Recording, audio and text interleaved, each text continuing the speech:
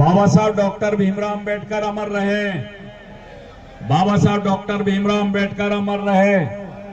गुरु महर्षि वाल्मीकि भगवान की, संत रविदास की, भारत माता की।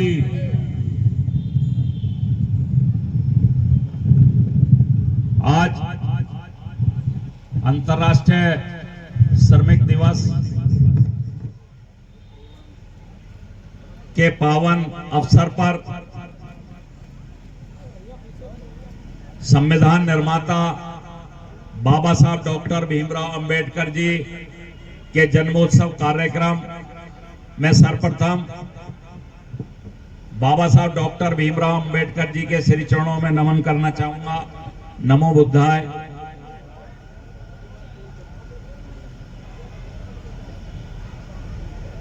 इस कार्यक्रम के आयोजक मोहित सूद जी, जो अध्यक्ष हैं कमेटी के, अनिल मकवाना जी, अजय हितेशी जी और जितने भी साथी इस आयोजन को करने में दिन रात मेहनत की है जिन्होंने, उन सबको मैं अपनी ओर से हार्दिक आभार व्यक्त करूंगा कि इतना सुंदर आयोजन आपने किया और चुनावी परिवेश में आपने विभिन्न दलों के लोगों को आमंत्रित किया। ये उससे भी बड़ी एक चुनौती का काम आप लोगों द्वारा किया गया।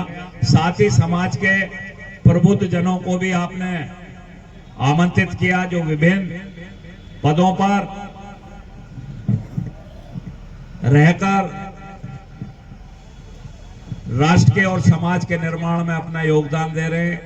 अनेकों अधिवक्ता इस कार्यक्रम में उपस्थित हैं, अधिकारीगण हैं, विभिन्न राजनीतिक दलों के लोग हैं, हमारे समाज के बहुत ही वरिष्ठ जिन्होंने बाबा साहब के बराबर तो मैं नहीं कहूंगा लेकिन बहुत सारी डिग्रियां हासिल की हैं, ऐसे डॉक्टर ओपी शुक्ला जी जो मेरे बहुत वर्षों से पुराने मित्र भी हैं, जिनका मार्गदर्शन हम लोगों को समय समय पर सामाजिक कार्यों में, आंदोलनों में, संघर्ष में मिलता रहा है।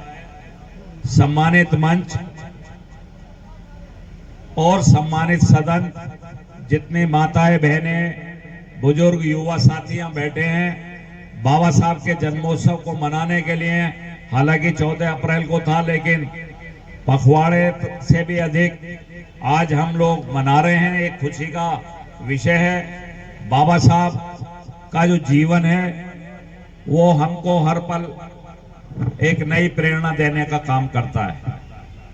बाबा साहब ने उस कालखंड में जन्म लिया था जब समाज में अस्पृश्यता अपने चरम पर थी।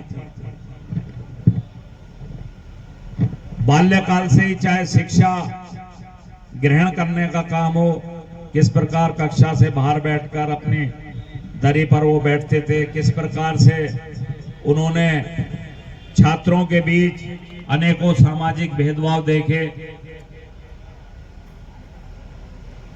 किस प्रकार से उन्होंने अपने जीवन को जिया,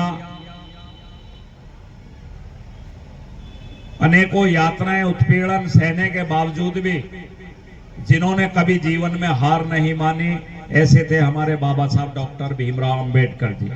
आज हम थोड़ी सी बात भी बर्दाश्त नहीं कर पाते हैं, सहन नहीं कर पाते हैं और जब आगे बढ़ जाते हैं तो पीछे अपना समाज कहां छूट गया उसकी चिंता नहीं करते। हम अगर बाबा साहब को वास्तव में मानते हैं तो बाबा साहब के जीवन से हमें प्रेरणा लेने की आवश्यकता है। यह कार्यक्रम कोई राजनीतिक कार्यक्रम नहीं है क्योंकि अनेकों दलों के लोग यहां मंच पर विराजमान हैं। एक मेरे साथी वक्ता, मेरे बहुत अच्छे मित्र हैं, यहां पर भी वोट मांगने से नहीं चूके, जबकि 26 तारीख को यहां चुनाव हो चुका है। ऐसा नहीं होना चाहिए था। यहां हम बाबा साहब के प्रति श्रद्धा व्यक्त करने आए। राजनीतिक मंच बहुत चल रहे हैं आजकल, चुनावी माहौल चल रहा है, जिसको भी जहां पर जाकर भाषण देना अपनी पार्टी के लिए दे, लेकिन यहाँ हम समाज के लोग बैठे, सामाजिक कार्यक्रम में बैठे हैं, इतना चिंतन अवश्य करना चाहिए। मैं अपनी पार्टी बीजेपी के लाइन पर बोल सकता हूं, कांग्रेस के बंधु यादव साहब बैठे हैं, वो कांग्रेस के लाइन पर बोल सकते हैं, आजाद पार्टी के लोग भी हैं, बहुजन समाज पार्टी के भी लोग हैं, लेकिन ये अवसर बाबा साहब को नमन करने का है। हम उनकी स्मृति में बैठे हैं, उनके जीवन से प्रेरणा लेने का समय है कि बाबा साहब ने इतना संघर्ष किया, लेकिन संविधान निर्माण करते समय समाज के किसी भी वर्ग से कोई भेदभाव करने का काम नहीं किया। इसलिए बाबा साहब को केवल हम अनुसूचित समाज के लोग नहीं पूज रहे, आज जो हम लोगों से उस समय बाबा साहब से घृणा करते थे लोग, आज वह भी पूज रहे हैं। ये बाबा साहब की उपलब्धि है, उनके संघर्ष और बलिदान का परिणाम है। बाबा साहब डॉक्टर भीमराव अंबेडकर जी की चूंकि आज जयंती भी मनाई जा रही है और इत्तेफाक से आज श्रमिक दिवस भी अंतर्राष्ट्रीय, इस देश के मजदूरों को अधिकार देने का काम अगर किसी ने किया था ईमानदारी से तो वो परम श्रद्धेय बाबा साहब डॉक्टर भीमराव अंबेडकर जी थे। वरना इस देश में बंधुआ मजदूरों की तरह मजदूर चाहे किसी भी जाति और धर्म का हो, लेकिन उनके साथ जो व्यवहार होता था इस देश में वो बंधुआ मजदूर से कम नहीं होता था। मातृशक्ति को चाहे प्रसूति अवकाश की बात करो, चाहे कर्मचारियों के घंटे निर्धारित करने का काम करो, ये सारे कार्य बाबा साहब ने किए हैं, हमको याद रखना चाहिए। बाबा साहब, मैंने कहा है कि हर पल हम लोग अगर उनके बारे में विचार करेंगे तो कहीं ना कुछ देने का काम किया। बाबा साहब ने लेने का काम नहीं किया। उच्च शिक्षा ग्रहण करने के बाद जब बाबा साहब को अमेरिका, इंग्लैंड, तमाम जगह के लोग, देशों के लोग अपने यहाँ बसाना चाहते थे, अगर बाबा साहब भौतिक लाभ चाहते, अपने परिवार की उन्नति, अपनी उन्नति, तो वो बस जाते। ये मैं उन अधिकारियों से भी निवेदन कर रहा हूं, निवेदन के साथ, सम्मान के साथ कहता हूं, जो बाबा साहब के दिए आरक्षण के कारण आगे तो बढ़ गए हैं, लेकिन अपने जो पीछे छूट गए भाई बंधु, उनकी परवाह नहीं करते, उनके साथ अपने सामाजिक रिश्ते तक बंद कर देते हैं। ऐसे लोगों को भी सुधार करने की आवश्यकता है। हम स्वर्ण समाज को तो गालियां दें और हम आपस में भी भेदभाव करें। भैया भेदभाव तो भेदभाव है। बाबा साहब ने भेदभाव के लिए संघर्ष किया। भेदभाव चाहे परिवार का व्यक्ति करे, चाहे समाज का व्यक्ति करे, चाहे अनुसूचित जाति में भेदभाव करे, तो भेदभाव है, चाहे स्वर्ण समाज करे। तो हमें विचार करने की आवश्यकता है कि बाबा साहब की केवल जयंती मनाने से काम नहीं चलेगा। हमने जीवन में सोसाइटी को क्या बैक में दिया है। हमने बाबा साहब के आरक्षण का लाभ लेकर उच्च पदों पर आसीन हुए, राजनीतिक क्षेत्र में भी बहुत आगे गए, लेकिन आपने रिटर्न क्या दिया? ये जवाबदेही आपकी समाज के प्रति भी, परिवार के प्रति भी बनती है। हमें समाज में अनेकों समस्याओं का सामना करना पड़ता, लेकिन हम लोग संगठित नहीं है। बाबा साहब ने जो नारा दिया था, शिक्षित बनो, संगठित रहो, संघर्ष करो, क्या हम उसको जीवन में आत्मसात कर पाए? यह विचारणीय विषय है। आज अगर अनुसूचित समाज की भी बात करते हैं तो क्या अनुसूचित समाज के लोग संगठित हो पाए? चाहे काशीराम जी आए, चाहे दीना बाना जी की बात हो रही हो, बाबा साहब ने भी यही प्रयास किया था, देश के अनुसूचित समाज और जो दबे, कुचले, शोषित, वंचित लोग हैं वो एकजुट हो जाएं। लेकिन बाबा साहब के क्या इस नारे को हम आत्मसात कर पाए जीवन में? आज जातियों में हम लोग बढ़े हुए हैं। जिन लोगों ने आरक्षण का लाभ ले लिया वो पीछे मुड़ के ये नहीं देख रहे, ये जो वाल्मीकि समाज है, खटीक समाज है और छोटी छोटी उपजातियां हैं, उन लोगों को भी हाथ पकड़ के थोड़ा सा तो आगे ले आते। तो विचार करना होगा। संगठित भी हम इसीलिए नहीं हो पा रहे क्योंकि हम आचरण ऐसा करते ही नहीं। अगर हम आचरण कर रहे होते तो आज सारा देश का अनुसूचित समाज एक झंडे तले होता। काशीराम जी ने भी बहुत प्रयास किया था, संगठित किया भी, लेकिन जिन लोगों के हाथ में सत्ता आई, उन्होंने जो अनुसूचित समाज में भी पीछे कौम रह गए हैं उनकी चिंता ही नहीं की। चिंता नहीं की तो वो समाज जुड़ भी नहीं पाया, संगठित भी नहीं हो पाया। संघर्ष भी हमारे इसीलिए अधूरे रहते हैं कि संघर्ष हम लोग इसलिए सफल नहीं हो पाते कि जब संगठित ही नहीं है तो सफल कहां से होंगे संघर्ष में? तो विचार करना होगा। बाबा साहब के जीवन से प्रेरणा लेनी होगी।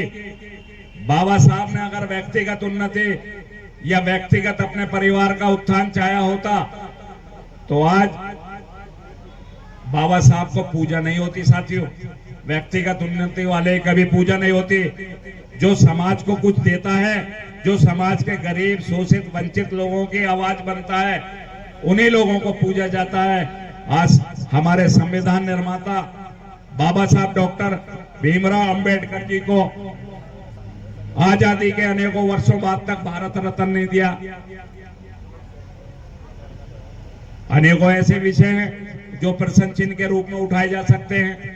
किसने दिया ये भी पता है आप लोगों को, पढ़े लिखे बुद्धिजीवी लोगों। बाबा साहब से जुड़े एक भी स्थल को डेवलप करने का काम नहीं किया। आज नरेंद्र मोदी जी का मैं खुले मन से आभार व्यक्त करूंगा, चाहे उनके जन्मभूमि हो, चाहे उनके संकल्प भूमि बड़ोदरा हो, चाहे हमारे लंदन में शिक्षा भूमि हो, चाहे उनके परिनिर्वाण भूमि हो। उसको विकसित पहली सरकारें भी कर सकती थी, लेकिन आज किया है। तो सच्चाई को भी हमें स्वीकार करना होगा। बाबा साहब डॉक्टर भीमराव अंबेडकर जी ना तो किसी एक राजनीतिक दल के व्यक्ति हैं, ना वो किसी केवल अनुसूचित समाज के व्यक्ति हैं। बाबा साहब संपूर्ण मानवता के कल्याण के लिए काम किया है। संपूर्ण मानवता, पूरी दुनिया में बाबा साहब को पूजा जाता है, केवल भारत में ही नहीं। उनकी विद्वता के कारण, उनके संघर्ष और बलिदान और त्याग के कारण पूरी दुनिया में उनको पूजा जाता है। हमारा आप कोलंबिया यूनिवर्सिटी के सर्वे को देख लो, 100 साल के, उनको सिंबल ऑफ नॉलेज के सम्मान से नवाजा गया। पूरे दुनिया के अनेकों लोग अनेकों देशों के वहां पढ़ने गए, लेकिन 100 साल के इतिहास में बाबा साहब को सिंबल ऑफ नॉलेज का अगर अवार्ड दिया गया या उनके सम्मान में कोलंबिया यूनिवर्सिटी ने द्वार बनाया, तो वो संपूर्ण भारत का सम्मान है, किसी जाति या व्यक्ति विशेष का सम्मान नहीं है, वो संपूर्ण भारत का सम्मान है। हमको अपने आचरण से मेरा यही निवेदन है कि केवल बाबा साहब द्वारा दिए गए आरक्षण का लाभ लेकर हम लोग आगे ही ना बढ़ें, आगे बढ़ें, लेकिन जो पीछे छूट गया समाज, उसकी भी जरा थोड़ा चिंता कर लें। आरक्षण पे हमारे आज डॉक्टर ओपी शुक्ला जी को सुप्रीम कोर्ट नहीं जाना होता अगर संपूर्ण अनुसूचित समाज को आरक्षण का लाभ मिला होता। आज उन्होंने अति दलित अति पिछड़ों के आरक्षण के लिए रिट दायर कर रखी है डॉक्टर ओपी शुक्ला ने। तो विचारनीय विषय है ये। जो लोग आगे बढ़ गए समाज में, चाहे किसी जाति के हों, अनुसूचित समाज में, उनको विचार करना होगा। नहीं करना होगा तो वाल्मीकि समाज हो या दलित जातियां अपने आरक्षण का हिस्सा लेकर रहेंगे। जब हम दूसरों को कहते हैं सामाजिक भेदभाव की बात, अगर हमारे लोग भी हमसे भेदभाव करेंगे तो वाल्मीकि समाज अपना अधिकार लेकर रहेगा। धन्यवाद। जय भीम, जय भारत। माननीय मंत्री जी,